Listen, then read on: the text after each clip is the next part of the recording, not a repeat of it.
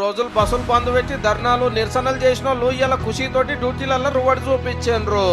ఆర్టీసీని సర్కార్ కలిపేయాలని 13 ఏళ్ల సంధి కొట్లాడిండ్రు. మళ్ళా 6.5 ఏళ్ల కిందట 48,000 మంది ఇట్లనే సమ్మెకు దిగితే పిలిచి మాట్లాడిచిపెట్టి మీ సంగతి చూస్తామని బెదిరించి ఆర్టీసీని ప్రైవేటోళ్ళకి ఇస్తామని ధమ్కీలు ఇచ్చి కార్మిక సంఘాలను కథం పట్టించి లీడర్ల మీద కేసులు పెట్టి కోర్టుల కేసులేసి సతాయిస్తే 52 రోజులు కొట్లాడి యాష్టగొన్నారు.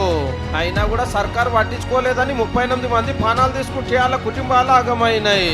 ఈరోజు కాంగ్రెస్ ప్రభుత్వం పబ్లిక్ సెక్టార్లను బతికించడానికి చొరవ తీసుకొని వారి యొక్క పాలన ఈరోజు కార్మిక వర్గానికి ఎంతో ఆదర్శవంతంగా ఉంటుందని ఏదైతే 2013కు సంబంధించిన బాండ్ డబ్బులు టీఆర్ఎస్ గవర్నమెంట్ ఇవ్వాల్సిందే, కానీ కాంగ్రెస్ గవర్నమెంట్ ఇచ్చింది. టీఆర్సీ 11% ప్రభుత్వంలో విలీనం చేయడము, మరి యూనియన్లు పునరుద్ధరించడము, ముఖ్యంగా ముఖ్యమంత్రి రేవంత్ రెడ్డి గారికి, బట్టి విక్రమార్ గారికి, రవాణా శాఖ మంత్రి పొన్నం ప్రభాకర్ గారికి, మా ఆర్టీసీ జేఏసీ స్థానికంగా చేరవాటి తరఫు నుంచి అందరికీ కూడా పేరున కృతజ్ఞత తెలియజేసుకుంటున్నాం.